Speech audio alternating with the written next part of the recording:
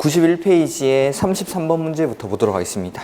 자, 국토의 계획 및 이용에 관한 법령상 용도지구에 관한 설명으로 틀린 것인데, 용도지구는 상호 중복하여 지정할 수 있다. 네, 용도지역은 중복이 안 되지만 용도지구는 중복할 수가 있죠. 그 다음에 2번, 용도지구를 지정 변경하기 위해서 주민의 의견 청취 절차를 거쳐야 한다. 용도지구를 지정하거나 변경할 때는 관리계획으로 하니까 관리계획을 위반할 때 주민의 의견을 들어야겠죠. 3번, 도시군 계획 조례로 정하는 바에 따라 경관지구를 추가적으로 세분하거나 중요순을 보호지구, 특정 용도 제한지구를 세분하여 지정할 수 있다. 해서 경, 중, 특, 요 세 가지는 조례로 세분할 수가 있죠. 그 다음에 용도지역 및 용도지구는 시도, 대도시 조례로 신설이 가능하다라고 되어 있는데, 용도지구는 신설이 가능하지만 용도지역은 세분하는 건 가능하지만, 자, 용도지역은 시도, 대도시 조례로 정하는 바에 따라 주거지역, 상업지역, 공업지역, 녹지지역을 추가적으로 세분하는 게 가능합니다. 다만 용도지역을 조례로 신설하는 건 안 됩니다. 세분하는 건 가능하지만, 근데 용도지구는 조례로 신설하는 것도 가능하죠. 아까 부득이한 사정이 있을 때 행위 제한은 필요 최소한도로, 그리고 용도지역이나 용도구역의 행위 제한을 완화하는 용도지구는 신설하지 아니할 것, 이러한 요건이 갖춰졌을 때는 용도지구를 조례로 신설하는 게 가능하다라는 거. 그 다음에 4번, 그래서 4번이 틀렸고 5번에 용도지구의 지정은 지방의회 의견을 청취 절차를 거쳐야 한다. 네, 관리계획으로 하는 거니까 주민한테 의견 듣고 의회한테 의견 들어서 지정을 하죠. 오케이. 그다음 34번 틀린 것. 용도지구는 토지 이용 및 건축물의 용도 등에 대한 용도지역의 제한을 강화하거나 완화하여 적용함으로써 용도지역의 기능 증진, 해서 용도지구는 용도지역의 기능 증진을 위해서 사용되는 거죠. 그 다음에 용도지구의 지정 또는 변경은 관리계획으로 결정한다. 네, 그렇습니다. 그 다음에 3번, 복합용도지구는 일반 공업지역에 지정할 수 있다. 복합용도지구는 일반 주거지역, 일반 공업지역, 계획관리지역에다가 지정을 합니다. 토지를 좀 더 복합적으로 이용하기 위해서. 4번, 개발제한구역 안의 취락을 정비하기 위해서 필요한 지구는 집단 취락지구죠. 집단. 그 다음에 주거, 공업, 유통, 물류 기능 및 관광, 휴양 기능 중 둘 이상을 결합해서 개발하고자 하는 지역은 복합개발진흥지구로 지정하죠. 그래서 개발진흥지구는 주거, 산업유통, 관광, 휴양, 복합, 특정 이렇게 세분하는데, 주거는 주거기능 위주, 산업유통은 공업이나 유통, 물류기능, 관광, 휴양은 관광, 휴양기능 위주로 개발, 정비할 필요가 있는 지구. 근데 복합이라는 건 방금 말씀드린 세 가지, 주거, 산업유통, 관광, 휴양 중에 둘 이상을 결합해서 개발하는 곳, 특정은 주거, 산업유통, 관광, 휴양 외의 기능을 집중적으로 개발, 정비할 필요가 있는 지구가 특정 개발 진흥 지구죠. 오케이. 그다음에 35번. 용도지구의 지정대에 관한 설명으로 틀린 것인데, 보호지구는 역사, 중요시설물, 생태계 보호지구, 여중생 이렇게 있죠. 여중생. 그 다음에 방제지구는 시가지, 자연. 그 다음에 고도지구는 세분되는 용도지구가 없습니다. 그래서 고도지구는 예전에는 최고고도지구, 최저고도지구 이렇게 세분을 하다가 지금은 건축물의 최고한도만을 규율합니다. 최고한도. 그 다음에 취락지구는 자연, 집단. 그 다음에 경관지구는 자연, 시가지, 특화경관지구 이렇게 세분되는 거지, 수변경관지구는 예전에 있던 겁니다. 예전에. 그래서 밑에 보면은 용도지구의 세분, 그 다음에 각각의 개념들이 나와 있죠. 뭐 당연히 알고 계셔야 되는 겁니다. 이런 것들은. 그 다음에 93페이지에 36번. 개발 제한 구역에 지정하는 용도지구는 집단취락지구죠. 집단취락지구. 그 다음에 37번 보면은 특화경관지구는 지역 내 주요 수계의 수변이나 역사, 문화적으로 보존가치가 큰 건축물, 주변의 경관 등 특별한 경관을 보호, 유지하거나 형성하기 위해서 필요한 지구. 그 다음에 이 1번이랑 비교를 해야 되는 게, 이번에 역사문화환경보호지구라는 건 문화재, 전통사찰 등 역사, 문화적으로 보존가치가 큰 시설 및 지역. 그래서 아까 특화경관지구는 역사문화적으로 보존가치가 큰 건축물, 그 다음에 역사문화환경보호지구는 역사문화적으로 보존가치가 큰 시설 및 지역. 그래서 특화경관지구는 건축물, 역사문화환경보호지구는 시설 및 지역. 요거는 이미 바꿔가지고 시험에 출제를 했습니다. 3번, 중요시설물 보호지구라는 건 중요시설물의 보호, 기능 유지 및 증진 등을 위해서 필요한 지구라고 되어 있고, 복합용도지구는 지역의 토지용 상황, 개발 수요 및 주변 여건 등을 고려해서 효율적이고 복합적인 토지 이용을 도모하기 위해서 특정 시설의 입지를 완화할 필요가 있을 때, 그 다음에 시가지 방제지구는 토지 용도가 낮은 해안변, 하천변, 토지 용도가 낮은 해안변, 하천변이 시가지는 아니겠죠. 요거는 자연방제지구에 관한 설명이죠. 이렇게. 그 다음에 행위 제한이 도시군 계획 조례에 의하지 않는 경우는 이라고 돼 있죠. 자, 아까 했는데 다시 한번 정리해 보죠. 용도지구는 행위 제한을 원칙 도시군 계획 조례로 정합니다. 근데 예외적으로 조례로 하지 않는 것들이 있다라는 거죠. 조례로 하지 않는 거. 그게 고도지구, 그 다음에 개발진흥지구, 그 다음에 자연취락지구, 그 다음에 집단 취락지구. 요 네 가지입니다. 요 네 가지. 근데 제가 복합용도지구, 요거는 행위 제한을 좀 따로 공부를 하셔야 됩니다. 조례로 하긴 하는데 대통령령으로 정하는 범위 안에서 조례로 정하는 건축물을 건축할 수 있습니다. 그래서 이 복합용도지구의 행위 제한은 따로 좀 보시라고 따로 빼놓는 겁니다. 그래서 보면은 조례로 안 하는 게 저기 있는 것 중에 하나 고르면 되겠죠. 고도지구. 그 다음에 대통령령에 의해서 세분되어 있는 용도지구가 아닌 것. 대통령령으로 세분할 수 있는 용도지구가 5가지. 경, 방, 보, 취, 개 해서 경관지구는 자연, 시가지 특화, 방제지구는 자연, 시가지, 보호지구는 역사문화환경 보호지구, 중요시설 보호지구, 생태계 보호지구, 그 다음에 취락지구는 자연 취락지구, 집단 취락지구, 그 다음에 개발진흥지구는 주거, 산업유통, 관광휴양, 복합, 특정 이렇게 세분을 하죠. 요게 대통령령으로 세분되어 있는 용도지구인데 요거 아닌 게 거기 보면은 특정용도 제한지구.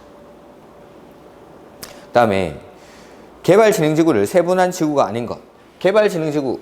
개발진흥지구는 주거, 산업, 유통, 그 다음에 관광, 휴양, 그 다음에 복합, 그 다음에 특정 개발진흥지구 요렇게 세분을 하죠. 요거 아닌 거 찾는 거죠. 그러면 뭐 공업개발진흥지구 이런 거 없죠. 이렇게 공업이나 유통, 물류 기능을 집중적으로 개발 정비할 필요가 있는 지구는 산업유통개발진흥지구라고 하죠. 그 다음에 41번 복합용도지구에 관한 설명으로 틀린 것. 복합용도지구란 지역의 토지이용 상황, 개발 수요 및 주변 여건 등을 고려해서 효율적이고 복합적인 토지이용을 도모하기 위해서 특정 시설의 입지를 완화하기 위해서 지정하는 것.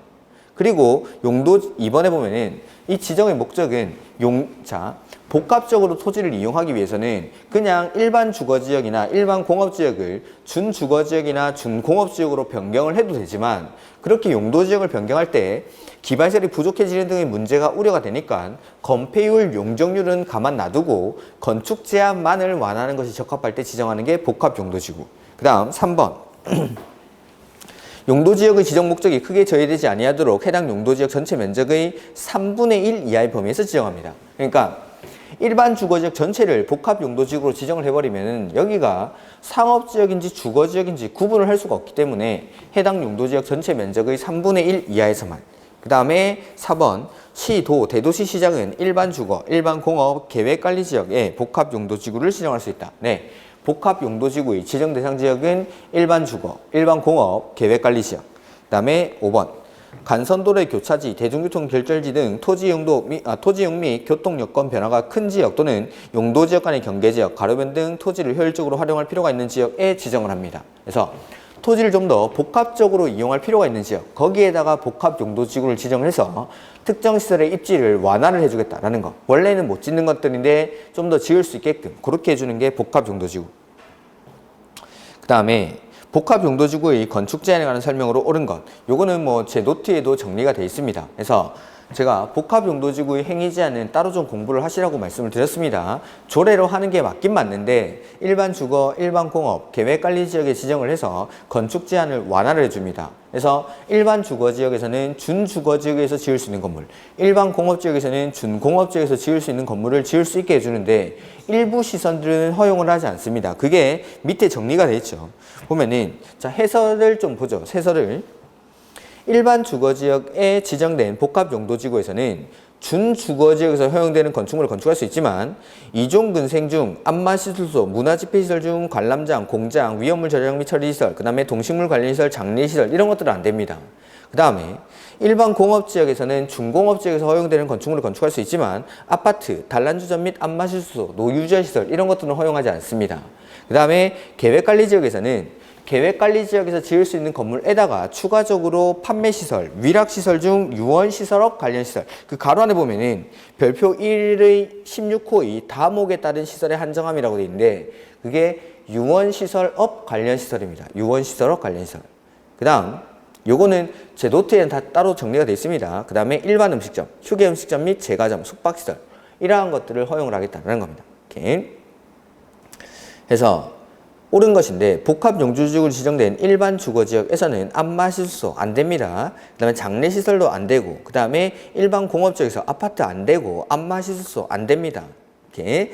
근데 복합용도지구로 지정된 계획관리지역에서는 위락시설 중 유원시설업 관련시설 이걸 허용합니다. 그러니까 모든 위락시설이 아니라 위락시설 중 유원시설업 관련시설 이걸 허용을 한다라고 하는 게 좀 더 정확합니다. 5번이 일단은 정답.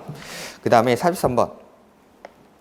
자연취락지구에서 건축할 수 있는 건축물에 해당하지 않는 것. 자, 자연취락지구는 대통령령으로 정하는 건축물을 건축할 수 있는데 일단은 원칙적으로 4층 이하의 건물만 건축합니다. 4층 이하.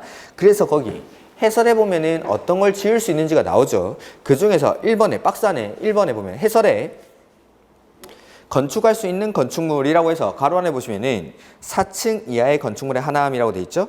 그리고 밑에 대통령령으로 1번에 있는 건 대통령령에서 허용하는 건축물입니다. 2번은 조례로 지을 수 있는 건물인데 조례는 버리겠습니다. 조례는 버리고 대통령령으로 지을 수 있는 건물을 보는데 취락지구니까 자연취락지구는 취락지구 사람들이 사는 마을이죠.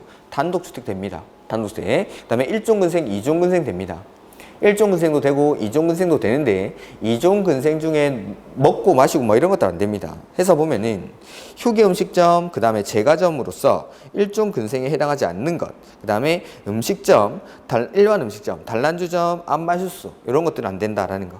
그 다음에 운동시설, 창고, 동식물관리시설, 교정국방시설, 그 다음에 방송통신시설 이 시험에 된다는 게 한번 나왔었고 발전시설 이런 것들. 근데 정신병원과 같은 의료시설은 허용하지 않습니다. 정신병원은 뭐 격리병원 이런 건 아닙니다. 그냥 의료시설입니다. 이런 것들은 허용되지 않는다. 이렇게. 그 다음에 99페이지에 44번 보면은 건축법 시행령 규정에 의한 리모델링이 필요한 건축물에 대해서는 건축 제한에 관한 규정에도 불구하고 건축물의 높이, 규모 등의 제한을 완화하여 제한할 수 있는 용도지구는 이라고 되어 있죠. 그래서 건축 제한을 완화할 수 있는 용도지구를 물어보는 겁니다. 리모델링이 필요한 건축물에 대해서 건축 제한을 완화할 수 있는 용도지구는 두 가지가 있습니다. 경관지구랑 고도지구. 1번 경관지구랑 고도지구. 그래서 경관지구나 고도지구에서는 건축법 시행령상 리모델링이 필요한 건축물에 대해서는 행위제한 규정에도 불구하고 건축제한 규정에도 불구하고 건축물의 높이나 규모 등을 완화해서 적용할 수 있다. 경관지구나 고도지구 이 두 가지. 그 다음에 45번 건축제한인데 역사문화환경보호지구에서는 문화재보호법에 따르는 게 아니라 그냥 행위제한은 조례로 정합니다. 조례로. 도시군 계획 조례로. 이렇게. 그 다음에 집단취락지구에서는 행위제한을 개특법, 개발제한구역의 지정 및 관리에 관한 특별조치법. 그 다음 고도지구는 아까 조례로 안 하는 예외에 있었죠. 그러니까 관리계획으로 정하는 높이를 초과하는 건축물을 건축할 수가 없습니다. 이렇게. 그래서 니은 디귿은 맞고 자연취락지구 안에서는 원칙 4층 이하. 그래서 아까 예외적으로 조례로 안 하는 것들 고도지구, 개발진흥지구, 자연취락지구, 집단취락지구 말고는 싹 다 도시군 계획 조례로 정하는 건축물을 건축할 수 없다. 뭐 이런 식으로 조례로 합니다. 조례로. 그 다음에 101페이지 틀린 거.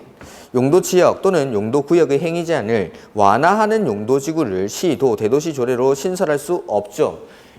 자 아까 시, 도, 대도시 조례로 용도지구를 신설할 수 있는데 그때는 요건을 엄격하게 해서 요건은 첫 번째 부득이한 사정이 있을 때만, 그 다음에 두 번째는 행위제한은 필요 최소한도로만, 그 다음에 세 번째가 용도지역이나 용도구역의 행위제한을 완화하는 용도지구는 신설하지 아니할 것. 이렇게. 그 다음에 2번 풍수의 산사태 등 동일한 재해가 최근 10년 이내 2회 이상 발생해서 인명피해를 입은 지역으로서 향후 동일한 재해가 발생 시 상당한 피해가 우려되는 지역은 방제지구로 반드시 지정을 해야 됩니다. 의무적 지정 대상. 그리고 방제지구로 지정하는 관리계획의 내용에는 재해 저감 대책을 포함해야 한다라는 거. 이렇게. 그다음에 3번 지문 이런 거 그냥 보지 마십시오. 이거. 그다음에 4번 개발진흥지구인데 자. 개발진흥지구는 행위 제한을 지구 단위 계획이나 관계 법률에 따른 개발 계획에 위반되는 건물을 건축할 수가 없습니다. 그래서 4번에 보면은 지구 단위 계획 또는 관계 법률에 따른 개발 계획을 수립하는 개발진흥지구에서는 지구 단위 계획 또는 관계 법률에 따른 개발 계획에 위반하여 건물을 건축할 수 없다. 행위 제한을 지구 단위 계획이나 관계 법률에 따른 개발 계획에 따라 하니까. 그다음에 5번 용도 지역, 지구 안에서 도시군 계획 시설에 대해서는 건축 제한에 관한 규정을 적용하지 않는다. 요거는 제가 기본서 할 때 표시를 해드렸는데 잘 기억이 안 날 겁니다. 이런 것들이. 그래서 볼 때마다, 나올 때마다 봐두는 겁니다. 용도 지역이나 용도 지구에서는 도시군 계획 시설이죠. 도시군 계획 시설, 기반 시설. 용도 지역이나 용도 지구에서 도시군 계획 시설, 즉 기반 시설에 대해서는 건축 제한에 관한 규정을 적용하지 아니한다라는 거. 그래서 3번 지문은 그냥 보지 마시고 뭐 정답은 1번이죠. 그다음에 47번 문제. 개발 제한 구역에 관한 설명으로 틀린 거. 자, 이제 용도 구역이 나오죠. 용도 구역.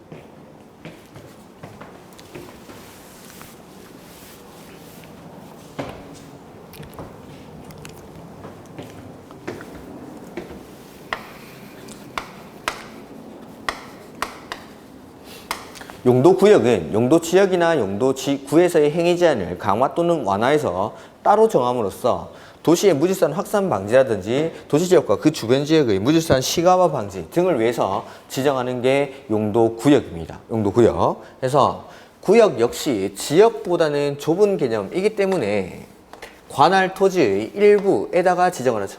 관할의 일부.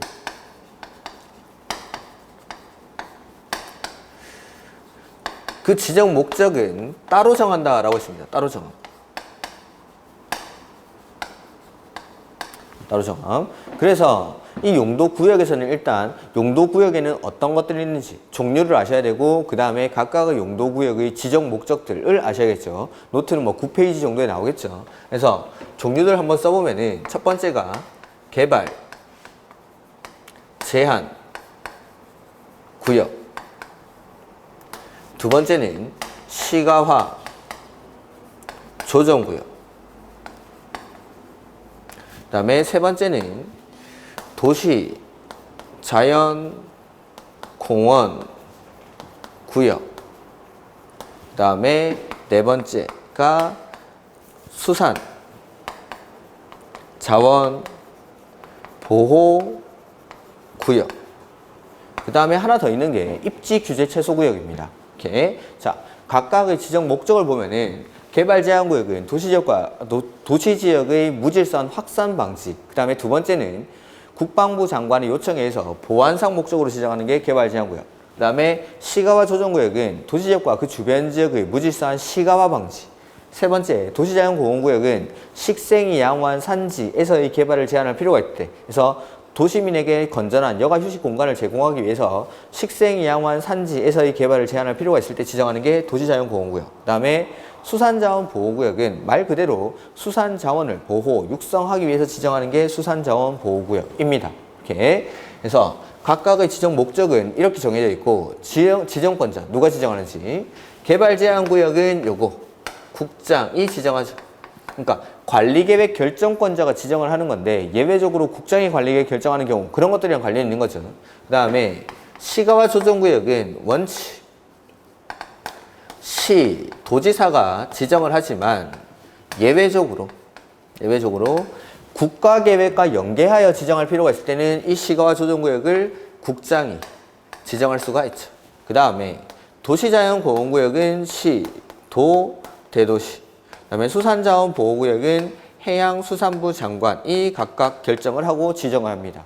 이렇게. 이게 이제 지정하는 사람들. 그 다음에 시가화 조정구역만 좀 따라오면은 시가화 조정구역은 도시지역과 그 주변 지역의 무질서한 시가화를 방지하기 위해서 일정 기간 동안 시가화를 유보시켜줍니다. 그 기간이 5년에서 20년 이내의 기간 동안 시가화를 유보시켜 둔다라는 거죠. 그래서 얼마 동안 시가화를 유보시킬지도 관리계획으로 결정하게 됩니다. 그리고 시가화 조정구역의 지정에 관한 관리계획 결정의 효력은 시가화 유보기간이 끝난 날의 다음 날에 효력을 상실합니다. 그 다음 용도구역을 지정하는 이유도 행위제한, 즉 규제하려고 지정을 하는 겁니다. 근데 이 용도구역에서의 행위제한들 이런 것들은 각각 개별 법률에서 정합니다. 개발제한구역은 개특법, 그 다음에 도시자연공원구역은 도시공원 및 녹지 등에 관한 법률, 수산자원보호구역은 수산자원관리법에서 하기 때문에 우리 시험 범위가 아니기 때문에 얘네들은 따로 법률로 정한다 라고 하면 끝나는 건데, 요거 시가화 조정구역에서의 행위제한, 요게 이제 우리 시험에 나오는 거죠. 시가화 조정구역에서의 행위제한은 국계법으로 정하고 있기 때문에, 그래서 시가화 조정구역의 행위제한이 나오면 일단 크게 두 가지로 구분합니다. 도시, 군, 계획, 사업이랑 비도시군 계획사업. 뭐 문제에는 비도시군 계획사업 이렇게 나오기보다는 도시군 계획사업에 해당하지 아니하는 경우로서 이렇게 보통은 출제가 될 겁니다. 자, 도시군 계획사업이든 비도시군 계획사업이든 원칙은 시가화 조정구역 안에서는 이러한 행위들을 금지합니다. 그러니까 시가화 조정구역은 그 정도로 행위제한이 강한 곳입니다. 어떠한 행위도 할 수 없다는 거. 어떤 행위도. 근데 예외적으로 도시군 계획사업의 경우에는 첫 번째, 국방상, 공익상 시가화 조정구역 안에서 사업 시행이 불가피한 것으로서, 두 번째, 관계 중앙행정기관의 장이 요청을 하고, 그 다음에 세 번째는 시가화 조정국장이 시가화 조정구역의 지정목적 달성에 지장이 없다라고 인정하는 경우에 한해서 허가받고 하는 거 아니고 그냥 할 수 있다라는 거죠. 그러니까 요 요건이 갖춰진 사업, 이러한 요건이 갖춰진 사업만 할 수 있다라는 겁니다. 허가받는 거 아닙니다. 이러한 요건이 갖춰진 도시군 계획사업은 시행할 수 있다라는 거. 근데 도시군 계획사업에 해당하지 아니하는 경우에는 원칙은 안 되지만 예외적으로 일부 행위에 한해서 뭐 받고 한다고 했죠? 허가. 도시군 계획사업에 해당하지 아니하는 경우에는 일부 행위에 한해서 허가받고 할 수 있어요. 허가받고 이런 것들. 그래서 일단은 여러분들이 아셔야 되는 건 시가화 조정구역의 행위 제한이 나왔을 때 신고하고 하는 행위는 단 하나도 존재하지 않습니다. 그러니까 시가화 조정구역에서 뭐 할 때는 신고하고 할 수 있다. 다 틀린 질문. 신고하고 할 수 있는 행위는 없습니다. 시가화 조정구역에는. 요 요건이 갖춰진 사업을 그냥 하거나 그 도시군 계획사업이 아닌 경우에는 일부 행위 안에서 허가받고 할 수 있다. 해서 뭐 공적이거나 생업 관련 행위들 이런 것들이 다른 지역에서는 허가를 안 받을지 몰라도, 허가를 안 받거나 아니면 뭐 신고하고 할지 몰라도 시가화 조정구역 안으로 들어오면은 허가받고 해야 된다. 그런 거. 요게 뭐 용도구역에서 시가화 조정구역에서의 행위 제한. 그 다음에 한 김에 자 입지규제 최소구역까지 같이 보도록 하죠. 입지규제 최소구역은 바로 뒷페이지에 나오겠죠. 뭐 10페이지 정도의 입지규제 최소구역이 나와 있을 겁니다.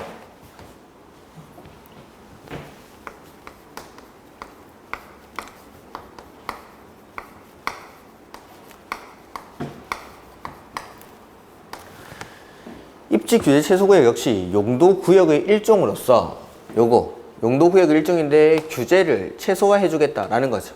그래서 요 입지가 바로 구도심이었습니다. 구도심. 구도심. 그래서 요 입지규제 최소구역은 구도심인데 구도심을 규제를 완화해 주면서 다시 한번 살려보자. 개발을 시켜보자 라는 거죠. 그래서 먼저 입지규제 최소구역은 지정을 하고 그 다음에 여기에 맞는 계획 입지규제 최소구역 계획을 수립을 해서 이 입지규제 최소구역을 개발시켜 나가는 겁니다. 즉 입지규제 최소구역은 입지규제 최소구역 계획을 수립해서 규제를 한다는 거. 행위 제한에 대해서. 자, 입지규제 최소구역 지정하는 건 어떻게 하죠? 관리계획으로. 즉 입안, 결정, 고시라는 절차를 거쳐야 되고, 계획을 수립하는 것도 입안, 결정, 고시라는 관리계획 절차를 거쳐야 됩니다. 그리고 입지 규제 최소 구역을 지정하는 사람은 관리계획의 결정권자. 그러니까 관리계획으로 결정을 하는 거니까 관리계획의 결정권자가 입지 규제 최소 구역을 지정을 하는 거죠. 이렇게. 그래서 관리계획 결정권자이기 때문에 원칙은 시, 도, 대도시가 지정할 수 있지만 예외적으로 국장도 입지 규제 최소 구역을 지정할 수 있다라는 거. 그 다음 이 관리계획 결정권자가 입지 규제 최소 구역의 지정이나 입지 규제 최소 구역 계획 수립에 관한 사항에 대해서 관리계획을 결정하기 위해서는 협의하고 심의를 해야 되는데 이 협의는 결정권자로부터 협의 요청을 받은 관계 행정기관장이 답변 주는 기간이 이게 10일이었습니다. 10일. 다른 법에서는 보통 30일이라든지 이런데 여기서는 10일. 계획 수립할 때도 마찬가지입니다. 그 다음에 입지 규제 최소 구역이 지정이 되면은 일부 규정을 적용하지 아니할 수 있습니다. 그게 주택법에 따른 주택의 배치라든지 주택의 배치, 그 다음에 부대 복리시설의 설치 기준, 그 다음에 뭐 대지 조성 기준 이런 것들, 그 다음에 부설 주차장의 설치, 그 다음에 미술 작품의 설치, 그 다음에 건축법에 따른 공개공지의 확보, 이러한 규정들을 적용을 아예 안 하는 건 아니고 아니할 수 있다라는 거. 그 다음에 이렇게 입지 규제 최소 구역이 지정이 되면 여기를 특별 건축 구역으로 지정된 것으로 본다. 간주랍니다. 간주. 오케이. 그리고 입지 규제 최소 구역의 지정이나 입지 규제 최소 구역 계획에 관한 사항은 다른 법률에서 관리계획 결정을 의제하고 있는 경우에도 의제가 안 되기 때문에 반드시 입안, 결정, 고시라는 관리계획 절차를 거쳐서 지정을 하고 계획을 수립합니다. 그 다음 계획을 수립할 때 뭐 여기도 마찬가지 협의하고 심의를 해야 되는데 이 심의는 도시계획위원회의 심의를 거치겠죠. 다만 입지규제 최소구역으로 지정하려는 지역이 여기가 학교환경위생정화구역이거나 역사문화환경보존지역인 경우에는 도시계획위원회와 학교환경위생정화위원회 내지는 문화재위원회와 공동으로 하는 심의를 거칩니다. 공동심의. 그리고 그 역사문화환경보존지역이라든지 학교환경위생정화구역에서의 행위 제한을 완화할지 말지를 결정할 때에는 도시계획위원회의 의결을 따르는 게 아니고 이 사람들 학교환경위생정화위원회나 문화재위원회의 의결에 따라서 완화 여부를 결정한다. 그 다음에 한 10페이지 정도 거기 보시면은 입지규제 최소구역의 지정 대상 지역이 나와 있고 그 다음에 입지규제 최소구역 계획의 내용이 나와 있습니다. 계획의 내용은 아직 나온 적은 없지만 뭐 언제든지 시험에 출제될 수 있는 거고 그 지정 대상 지역에 약간의 개정사항이 있는데 예전에 우리 기출문제 나왔던 거 도시재생 활성화 및 지원하는 특별법에 따른 도시재생 활성화 지역 중 도시경제 기반형 활성화 계획을 수립하는 지역 여기가 지정 대상 지역이었죠. 그래서 뭐 근린재생형 여기는 아니라고 말씀을 드렸는데 요거 개정을 하면서 확대 적용을 합니다. 그래서 여기 근린재생형도 지정을 할 수 있습니다. 근린재생형도 확대 지정을 했습니다. 확대 지정을 최근에 개정된 6월 달에 개정된 사항이니까 요 둘 다 됩니다. 둘 다 이제 기출 문제에 요게 안 된다라고 나온 문제가 있습니다. 근데 요거 이제 됩니다. 여기 근린재생형도. 그래서 이런 것들 좀 주의하셔야 되고 제가 다음에 문제로 한번 보여드릴 겁니다. 이런 것들은 문제로 한번 보여드릴 테니까 근린재생형을 허용한다. 이런 것들. 이런 것들이 뭐 입지규제 최소구역이고 좀 상세한 내용들은 문제 풀면서 한번 보도록 하죠. 해서 47번에 102페이지 문제집은 페이지 102페이지 47번 문제 보도록 하죠. 용도구역에 관한 문제죠. 용도구역 중의 개발 제한구역인데 자, 용도구역이란 토지 이용 및 건축물의 용도, 건폐율, 용적률 높이 등에 대한 용도 지역 및 용도 지구의 제한을 강화 또는 완화하여 따로 정함으로써 시가지의 무질서한 확산 방지, 계획적이고 단계적인 토지 이용 도모, 토지 이용의 조정적 조정, 관리 등을 위해서 관리계획으로 결정하는 지역을 말한다. 용도 구역의 정의를 그대로 써놓은 거죠. 2번. 국장은 국방부 장관의 요청이 있어 보안상 도시의 개발을 제한할 필요가 있다고 인정되면 개발제한구역의 지정 또는 변경을 관리계획으로 결정할 수 있다. 그렇죠? 3번. 국장은 도시의 무질서한 확산을 방지하고 도시 주변의 자연환경을 보존하며 도시민에게 건전한 생활환경을 확보하기 위해서 도시의 개발을 제한할 필요가 있으면 개발제한구역의 지정 또는 변경을 관리계획으로 결정할 수 있다. 그래서 개발제한구역은 지정 목적이 두 가지입니다. 첫 번째는 국방부 장관의 요청에 의해서 보안상 목적, 두 번째는 도시지역의 무질서한 확산 방지를 위해서 각각 지정을 하죠. 그 다음에 4번. 개발제한구역은 관리계획으로 국장 또는 시도지사가 결정하는 게 아니라 국장이 합니다. 국장이. 그 다음에 개발제한구역의 행위제한은 개특법에서 따릅니다. 따로 법률로 정한다라고 하시면 됩니다. 그 법률 명칭도 외울 필요는 없습니다. 개발제한구역, 개특법에서. 그 다음에 48번 시가와 조정구역. 시가와 조정구역에서 해제되는 지역으로서 면적이 20만이 아니라 30만 제곱미터 이상인 지역은 지구단위 계획구역으로 지정을 해야 되죠. 그 다음에 국장은 시가와 유보기간을 15년으로 지정하는 게 아니고 딱 15년이 아니죠. 5년에서 20년 이내의 기간 동안 시가와를 유보시킬 수가 있습니다. 그 다음에 기본주택의 면적을 포함해서 100제곱미터 이하의 주택의 증축은 신고하는 경우에는 건축이 가능하다. 여기 시가와 조정구역에서는 그냥 신고 나오면 다 틀린 겁니다. 신고 나온 거. 그래서 허가받고 할 수 있는 행위 중에서 주택인데 주택은 신축은 허용을 하지 않습니다. 신축은 안 되고 증축이 되는데 이 증축이 100제곱미터 이하에서 근데 이거 저기 보시다시피 신고하는 게 아니라 여기 허가받는 겁니다. 허가받는 거. 이렇게. 시가와 조정구역에서는 신고하고 하는 행위는 단 하나도 존재하지 않는다라는 거. 그 다음에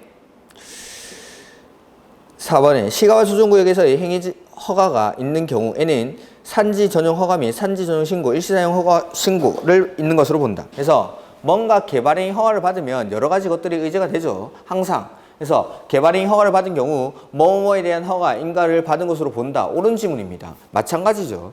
그래서 시가와 조정구역에서 행위 허가를 받았을 때에는 여러 가지 것들이 의제가 됩니다. 그 다음에 5번 공공도서관, 119 안전센터 등 특별시장, 광역시장, 시장군수는 허가 없이 신고 그냥 무조건 틀린 거 신고 나오면은 시가와 조정구역에서 신고하는 행위는 단 하나도 존재하지 않습니다. 이것도 공공시설이라도 허가받아야 됩니다. 시가와 조정구역에서는. 그래서 허가 대상이지 시가와 조정구역에는 신고하고 설치할 수 있는 건물이 없다. 그 다음에 49번 틀린 것. 시가와 조정구역 지정에 관한 관리계획 결정 시 이미 사업이나 공사에 착수한 자는 고시로부터 3개월 안에 특광시군에게 신고하면 사업이나 공사를 개소할 수 있다. 그래서 이게 이제 관리계획 결정에서의 기득권 뭐죠? 관리계획 결정 당시 이미 사업이나 공사에 착수한 사람은 원칙 그냥 그 사업이나 공사를 계속할 수 있지만 관계없이 시가와 조정구역이나 수산자원보호구역 지정 당시에 이미 사업이나 공사에 착수한 사람은 원칙이 3개월 내에 신고하고 계속할 수 있다라는 거. 네. 그 다음에 시가와 조정구역에서는 도시군 계획사업을 시행할 수 있는 경우가 없다가 아니라 도시군 계획사업은 이러한 요건이 갖춰진 사업만 할 수 있다라고 했죠. 할 수 있다. 그 다음에 3번 시가와 조정구역에서의 건축물 제한에 대해서는 국계법과 시행령이 정하는 바에 따른다. 그래서 국토의 계획 및 이용에 관한 법률에 정해져 있으니까 우리가 이제 시가와 조정구역의 행위 제한을 공부하고 있는 겁니다. 다른 용도구역들은 행위 제한을 다른 법에서 정하니까 저희가 따로 공부하지 않지만 시가와 조정구역은 국계법에서 정하고 있죠. 그 다음에 시가와 조정구역에서 행위 허가가 있는 경우 산지전용 신고가 있는 것으로 본다. 그래서 시가와 조정구역에서 개발행위 허가를 받은 경우에도 역시 여러 가지 것들이 의제가 됩니다. 그 다음에 시가와 조정구역에서의 행위 허가가 있는 경우 임목 벌채 등의 허가 또는 신고를 있는 것으로 본다. 마찬가지죠. 4번, 5번은 똑같은 지문이나 마찬가지입니다. 그 다음에 50번 시가와 조정구역의 변경은 관리계획으로 결정한다. 네, 지정하는 것뿐만 아니라 변경하는 것도 관리계획으로. 그리고 유보기간은 5년 이상 20년 이내의 기간으로 하고 시가와 유보기간은 관리계획에 의해 정해진다. 그래서 자, 지정하는 것도 관리계획으로 하고 5년에서 20년 이내의 기간 동안 시가화를 유보시키는데 얼마 동안 시가화를 유보시킬지에 대한 결정도 관리계획으로 하게 됩니다. 그 다음에 3번 시가와 유보기간은 관리계획 했고 죄송합니다. 4번 시가와 조정구역의 지정에 관한 관리계획 결정은 시가와 유보기간이 끝난 날의 다음 날에 효력을 잃는다. 그렇죠? 다음 시, 도, 대도시 시장은 도시의 자연환경 및 경관을 보호하고 도시민에게 건전한 여가주식 공간을 제공하기 위해서 도시지역 안에서 식생이 양호한 산지의 개발을 제한할 필요가 있을 때 지정하는 건 도시자연공원구역이죠. 도시자연공원구역. 그 다음에 51번 틀린 건 시가와 조정구역은 도시지역과 그 주변 지역의 무질서한 시가화를 방지하기 위해서 지정하는 게 도시자연공원구역이죠. 그 다음에 시가와 조정구역에서는 허가권자는 시장, 군수, 구청장이 아니라 특광시군이죠. 그러니까 시가와 조정구역이든 어디든 간에 개발행위 허가 원칙은 특광시군이. 이렇게. 그 다음에 3번에 시가와 조정구역에서 시장, 군수는 허가를 함에 있어 시가와 조정구역 지정 목적상 필요하다고 인정되는 경우에는 조경 등 필요한 조치를 할 것을 조건으로 허가할 수 있다. 그래서 이런 것들은 그냥 다 통용이 된다라고 생각하시면 됩니다. 허가를 내어주는데 허가를 내어줄 때 그냥 환경오염 방지, 경관 조경, 위해 방지, 기반시설 설치나 그에 필요한 용지 확보에 관한 조건을 붙일 수가 있다라는 거죠. 조건을. 그 다음에 4번 시가와 조정구역에서의 도시군 계획사업은 국방상, 공익상 사업 시행이 불가피한 것으로서 관계 중앙행정기관의 요청에 의하여만 국장이 지정 목적 달성에 지장이 없다고 인정하는 경우에 한해서 이를 시행할 수 있다. 그래서 요거 시가와 조정구역에서 도시군 계획사업은 첫 번째 국방상, 공익상 시가와 조정구역 안에서 사업 시행이 불가피한 것으로서 두 번째는 관계 중앙행정기관의 장이 요청을 하고 국장도 시가와 조정구역의 지정 목적 달성에 지장이 없다라고 인정하는 경우에는 할 수 있다라는 거죠. 이렇게.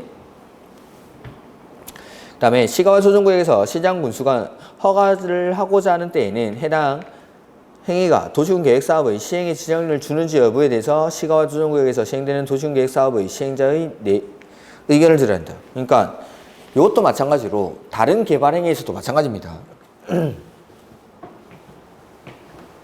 자, 시가와 조정구역 안에서의 개발 행위 뿐만 아니라 모든 개발 행위라는 것, 요 개발 행위라는 건 사적 개발. 그러니까 사인이 개발하는 거, 사인이. 근데 이런 행위들이 공적 개발인 도시군 계획사업,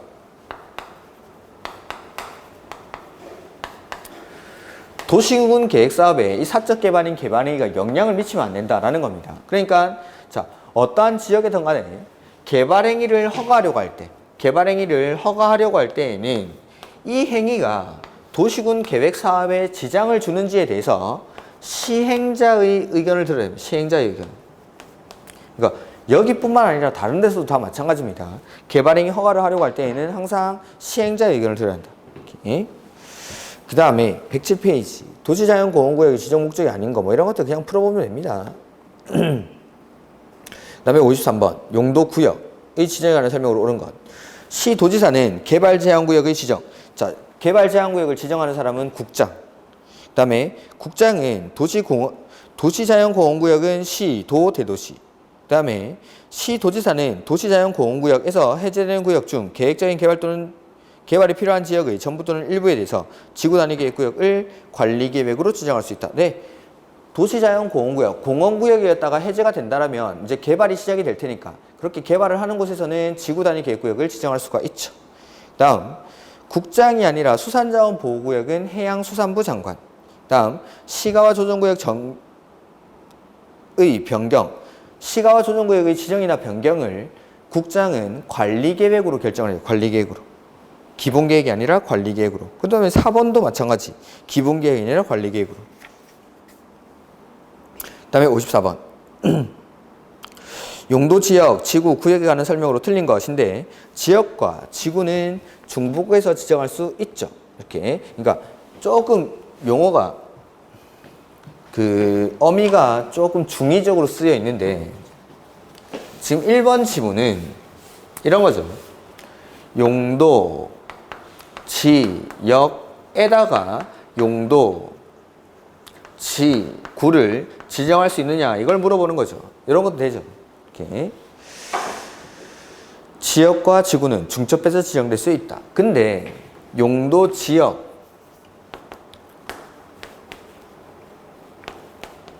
에다가 용도, 지역을 또 지정하는 거 이런 것들은 허용하지 않습니다. 지역끼리의 중복을 허용하지 않습니다. 지역끼리의. 그래서 2번은 중첩해서 지정할 수가 없죠. 그 다음에 3번 수산자원보호구역에서의 건축 제한은 수산자원관리법, 도시자연공원구역에서의 건축 제한은 도시공원 및 녹지 등에 관한 법률입니다. 이런 법률 명칭도 뭐 굳이 알 필요는 없습니다. 그냥 따로 법률로 정한다라고 하면 끝나는 겁니다. 그 다음에 5번 해양수산부 장관은 직접 또는 관계행정기관이 요청을 받아 수산자원을 보호 육성하기 위해서 필요한 경무수면이나 그에 인접한 토지에 수산자원보호구역 지정 또는 변경을 관리계획으로 결정할 수 있다라는 거죠. 이렇게. 그래서 요거는 맞죠. 이렇게. 그래서 해양수산부 장관이 수산자원보호구역을 지정한다라는 거. 이렇게. 그 다음에 55번 둘 이상의 용도지역, 지구, 구역에 걸치는 대지에 대한 제한, 행위제한 적용 기준이라고 되어 있는데 요것도 10페이지 아래쪽에 있습니다.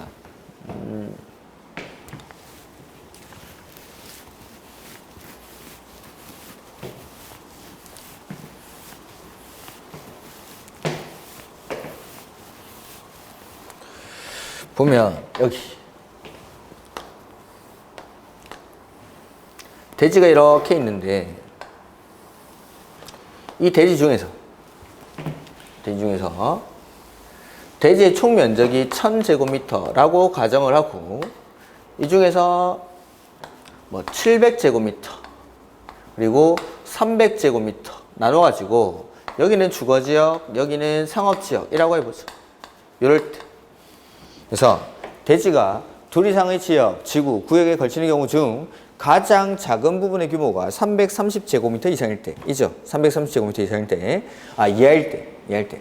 건폐율이나 용적률은 가중평균한다라고 했고, 이게 아마 계산 문제가 좀 나와 있지 않을까 싶은데, 다음 페이지에 계산 문제 하나 나와 있죠? 그래서 건폐율이나 용적률은 가중평균하게 되고, 건축 제한은 대지 중 가장 넓은 면적에 속하는 용도지역 등에 관한 규정을 적용합니다. 해서 해당 대지는 이 상업지역 부분을 상업지역에 맞는 건물을 짓는 게 아니라 주거지역에 맞는 건물을 지어서 토지를 활용한다라는 거죠. 이렇게. 그 다음에 뭐 예외적으로 도로변을 따라서 띠 모양으로 지정된 상업지역에서는 660으로 바뀌고 이런 규정들이 있는데 이런 규정들은 책을 읽으면서 문제를 풀면서 우리 한번 보죠. 맞은 부분들은 제가 따로 설명을 드리겠습니다. 틀린 것. 하나의 대지가 둘 이상의 용도지역, 지구, 구역에 걸치는 경우 그 대지 중 도로변에 띠 모양으로 지정된 상업지역에 걸쳐있는 필지의 경우에는 660제곱미터 이하인 토지 부분에 대해서는 그 대지 중 가장 넓은 면적에 속하는 용도지역, 지구, 구역에 관한 건축제한 규정이 적용된다. 그래서 자, 아까 원칙은 가장 작은 부분이 330제곱미터 이하인지를 가지고 판단을 하는데 도로변을 따라서 띠 모양으로 지정된 상업지역의 경우에는 이 기준이 330이 아니라 660제곱미터 이하인지를 가지고 판단한다라는 거죠. 이렇게. 다음에 2번 하나의 건축물이 방화지구와 그 밖의 지역, 지구, 구역에 걸쳐 있는 경우에는 건축물과 대지 전부가 아니라 건물 전부, 그 전부라고 되어 있죠. 규정에.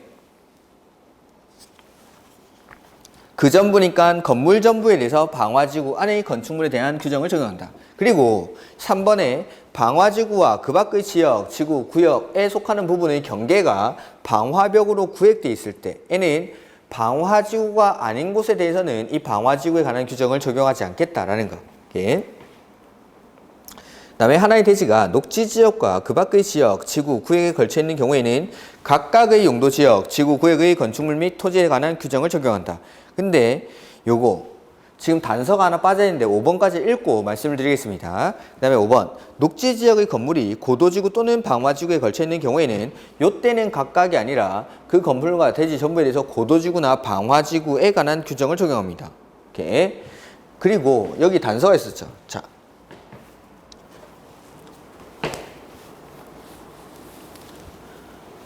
여기가 녹지지역이고 나머지가 주거지역이라고 해보죠.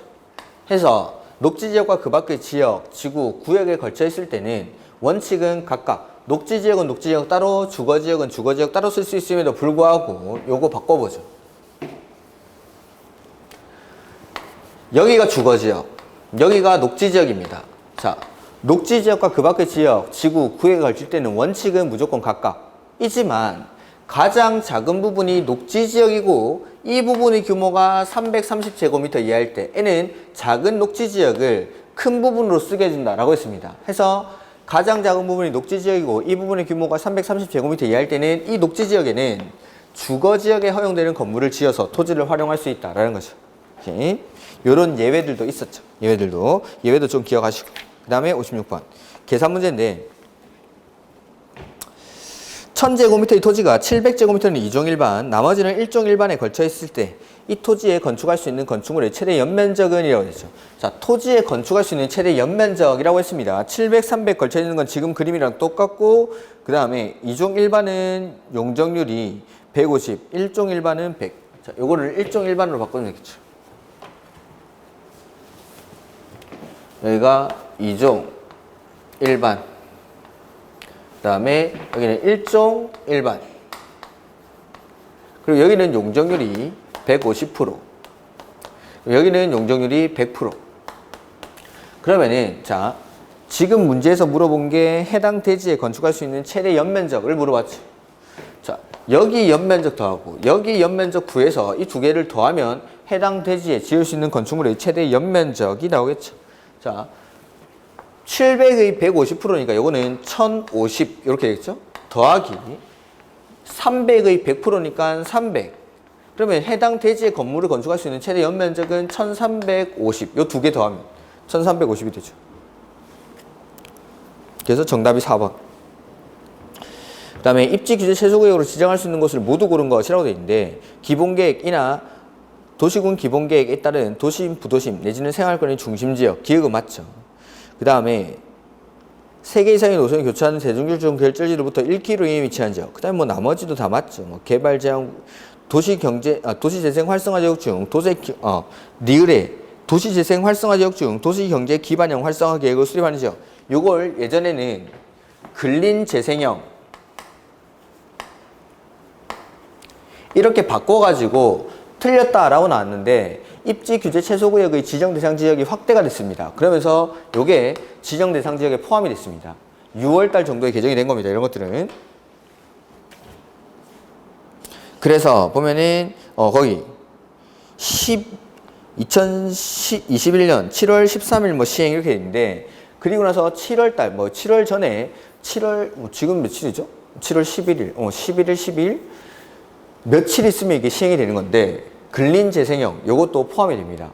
그 6번에 그 111페이지의 페이지 111페이지 박스 안에 해설해 보면은 마지막에 그 밖에 창의적인 지역 개발이 필요한 지역으로서 대통령령으로 정하는 지역이죠. 요 세 군데가 있는데 그 중에서 요 근린재생형이 포함이 됩니다. 이렇게 근린재생형도 된다라는 거. 그다음에 58번 틀린 것. 입지 규제 최소 구역에서는 간선도로 등 주요 기반시설 확보에 관한 사항이 포함되어야 된다. 그래서 그 노트에 보면은 우측 저쪽에 맨 끝에 보면은 계획의 내용, 입지 규제 최소 구역 계획의 내용이 나와 있을 텐데 그것도 좀 보고 가십시오. 뭐 외울 필요까지는 없겠지만은 이런 내용들이 들어간다. 그 다음에 2번 시도지사, 시장군수, 구청장은 입지 규제 최소 구역에서의 개발 사업 또는 개발 행위에 대해서 입지 규제 최소 구역 계획에 따른 기반시설 확보를 위해서 필요한 부지 또는 설치 비용의 전부 또는 일부를 부담시킬 수 있다. 이 경우 기반시설 부지 또는 설치 비용의 부담은 건축재 완화에 따른 토지가치 상승을 초과하지 아니하도록 하여야 한다. 그래서 이거 맞죠?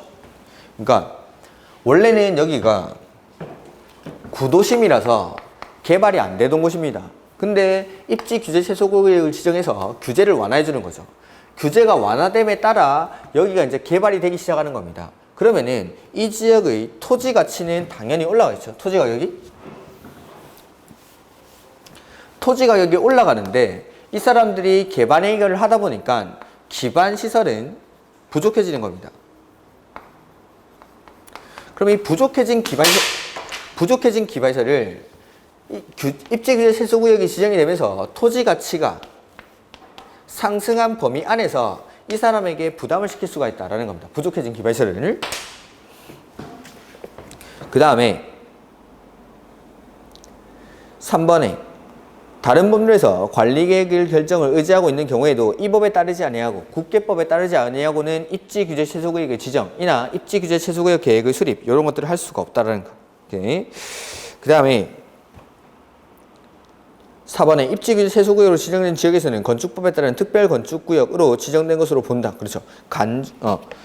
입지규제 최소구역으로 지정된 지역은 건축법에 따른 특별건축구역으로 지정된 것으로 본다. 맞죠? 그 다음에 5번 주택의 배치, 간선시설의 설치 기준 입지규제 최소구역에서 적용하지 아니할 수 있다. 간선시설의 설치 기준이 아니라 주택의 배치, 부대 복리시설의 설치 기준, 그리고 대지 조성 기준. 이렇게 제가 항상 뭐 주택의 배치밖에 안 쓰지만 주택의 배치, 부대 복리시설의 설치 기준, 그리고 대지 조성 기준 이러한 것들을 적용하지 아니할 수 있다라는 거. 이렇게 그 다음에 뭐 지구 단위 계획이 나오죠. 지구 단위 계획은 우리 노트에는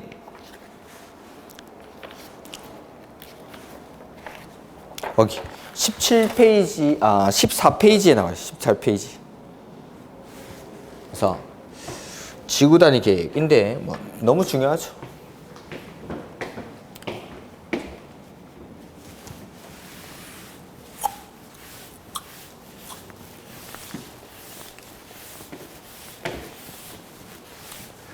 지구 단위 계획은 도시군 계획 수립 대상 지역의 전부에 수립합니까? 일부에 수립합니까? 일부. 자, 지구 단위 계획은 여기 보시면 지구 단위로 수립하는 계획. 지구 단위로 수립하는 계획이기 때문에 도시군 계획 수립 대상 지역의 일부. 도시군 계획 수립 대상 지역이 바로 특광시군이죠. 즉 관할구역의 일부에다가 계획을 수립하는 거. 그게 지구단위 계획이다라는 거죠. 지구단위 계획. 그 다음에 지구단위 계획은 목적이 토지 이용을 합리화하고 기능을 증진시키고 미관을 개선하고 야영환 환경을 확보하기 위해서 수립하는 계획이 지구단위 계획입니다. 지구단위 계획. 그래서 지구단위 계획은 먼저 계획을 지정을 하고 수립을 하는데 요거는 설명할 게 좀 있으니까 좀 쉬었다가 하도록 하죠. 예?